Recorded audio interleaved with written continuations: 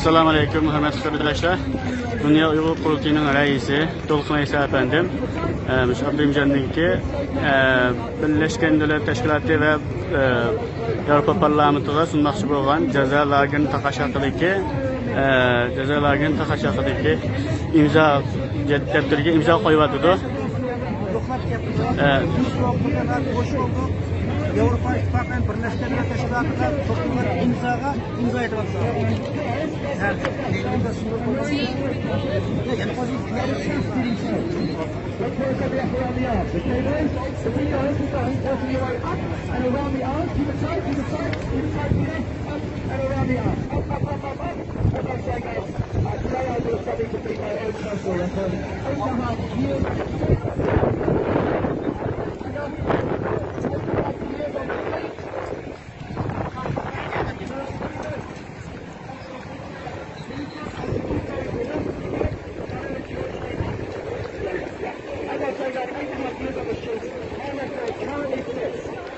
Yang uygup bende, yang uygup gitti.